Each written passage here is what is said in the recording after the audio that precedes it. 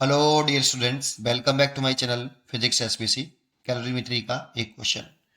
2 litre water at 27 degree Celsius is heated by a 1 kilowatt heater in an open container. On an average, heat is lost to surrounding at the rate 160 joule per second. Heat lost to surrounding at a rate 160 joule per second. The time required for temperature to reach 77 degree Celsius. पहले diagram बनाते हैं. एक हमारे पास ये heater है, open container है, ठीक है. और इसमें ये वाटर भरा हुआ है आपका. इसमें ये वाटर है और ये इसमें एक हीटर डाल दिया,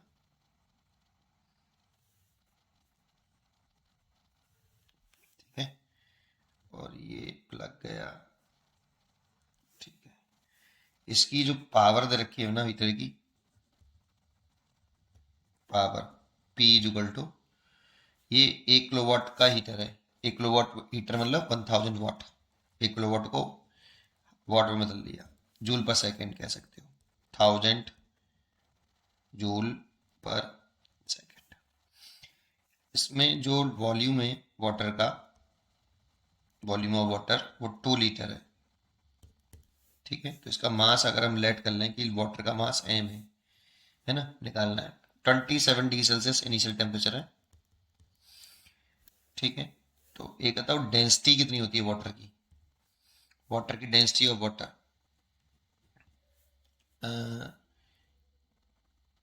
1 ग्राम पर क्यूबिक सेंटीमीटर.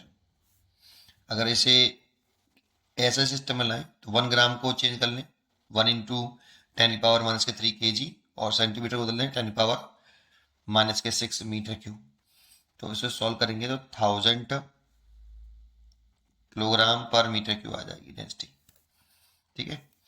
मतलब या तो सीजी सिस्टम में इतनी और ऐसा सिस्टम में इतनी. तो density is equal to mass of volume, mass upon volume. तो डेंसिटी मैंने लिखा 1000 और मास मैं निकालना चाहता हूँ. इसको मीटर में लेके आओ.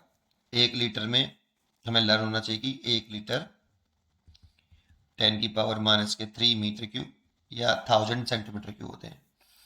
तो मैं मीटर में ला रहा हूँ तो 2 × 10⁻³ मीटर क्यूब. तो यहाँ से अगर मैं मास कैलकुलेट करना चाहूँ तो अपॉन वॉल्यूम जो है आपका वो 2 × 10⁻³ है. यहाँ से मास निकल आएगा, इसका से मल्टीप्लाई कर लें तो 2 और ये इससे कैंसिल हो जाएगा 2 kg. 1 kg में मास निकल आया बेटा आपका, ठीक है. और इसका टेम्परेचर वो राइज करना चाहता है 20 से कितना 77 डिग्री सेल्सियस. तो देखो इतनी हीट एनर्जी लॉस भी हो रही है उसमें. Heat is lost to surrounded by at rate, ये पावर दे रखी है एक तरह से.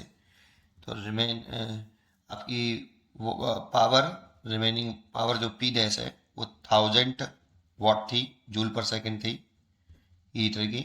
और उसमें से 160 जूल पर सेकंड आपकी लॉस हो रही है. तो इसलिए ये आपका आ जाएगा 840 घटा के जूल पर सेकंड. इतनी पावर से वो कितना एनर्जी क्रिएट कर रहा है वो देख लेते हैं. तो power is equal to heat energy बना रहा होगा वो अपॉन टाइम. तो heat energy is equal to power into time.